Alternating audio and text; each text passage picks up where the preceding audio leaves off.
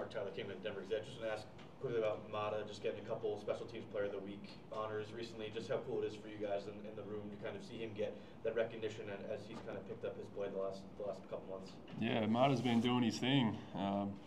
He's been working really hard at practice. I think we both kind of started the year like not how we wanted to, but I feel like we both turned it around, and yeah, he's doing his thing. It's been great. Hey Mark, you trained back at home with Mason Fletcher for the Punter with Cincinnati. Were you able to catch up with him when he was out here? Yeah, and his brother too, Max Fletcher's there as well at Cincinnati. So got to catch up with both of those guys. That was cool, and that was a fun game for me because that was my staff when I played at Louisville, that coaching staff. So it was really good to see all those guys and get a win over them. Mark, because you mentioned it, it wasn't the greatest start for you that you wanted for the season. Yeah. How have you kind of overcome that? And it seemed like you've kind of gotten in a groove lately.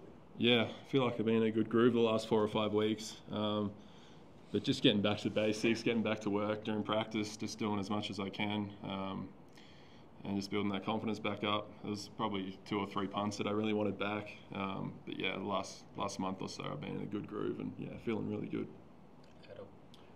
Mark, going back to Alejandro, you're his holder. What does that look like throughout the game? When there's a big kick coming up, are you somebody that talks to him? How do you approach that with him? Yeah, well, I don't know, it's funny. He says he's not locked in because he just doesn't want to think too much about his kicks, but obviously he is. But we kind of go out there. Sometimes we're just joking with each other, but yeah, I think that's why he's so good under pressure because he doesn't take it too seriously, but at the same time he's locked in. But yeah, he's been doing a great job. It's really good to see, and yeah, I can't wait to watch him do his thing next year again. Mark, you said that when you came here you wanted to boost yourself and get to the next level. I mean, just over the last year and a half, you've got 4 games left in this season. How do you feel like you've improved, and where do you feel like you still want to get to over the next couple months as you do prepare to go for the NFL?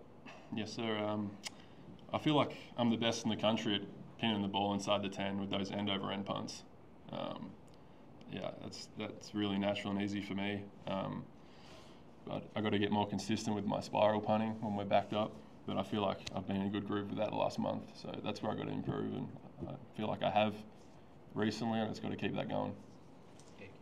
Hey Mark, when we talked to Mata, he said that he has a superstition of cutting his hair. He doesn't really cut his hair during the season. Do you have any similar superstitions on game day or things that you do to, keep the luck on your side? No, I don't have any superstitions, to be honest. I mean, I have a routine, but I wouldn't call it superstition. I just go through the same warm-up each week, but that's about it. Mark, you've got a unique perspective, being a little bit older and certainly having been here the last 2 years. What have you seen are the biggest shifts for this program between where you are now at 6-2 compared to where you finished last year at 4-8? Just the players we have understanding what we're trying to achieve, and just the mindset. I mean, we all want to win, and I guess we wanted to win last year, but when things started to go bad, it was a flow-on effect and just got worse. Where this year we had a loss at Nebraska, but we really turned things around after that and got back to work. I think that's the biggest difference. Specifically on that loss at Nebraska, what was the change you noticed coming back to practice the next week? Was there one? I think it was just a wake-up call. We thought we're going to be really good coming out this season, and it was just a wake-up call that maybe we got to work harder and we got to do more at practice and be more professional. And yeah, I think that's probably the biggest thing. Hey, what's up, Mark? With the team reaching bowl eligibility and Coach Prime saying don't rank us, you guys are ranked now. For you as a leader on this team, how do you approach just kind of keeping guys focused and week to week type of things instead of looking at the season goals?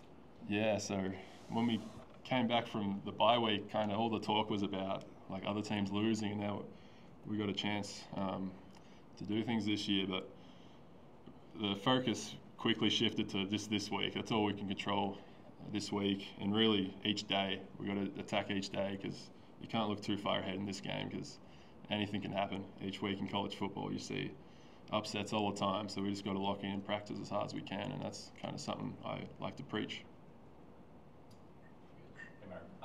Just talked to Coach Prime. He said you guys had a really good practice today. Just from your perspective, what made today good? And just kind of what's the difference between a bad practice and a good practice? I don't really know because, like, when the offense and defense is doing their thing, I'm kind of off to the side working on my game, so I don't really watch a whole lot. But I mean, if Coach Prime said it was good, I believe him. Thank you. Cool. Thanks, Mark. Thanks. Thanks, Mark.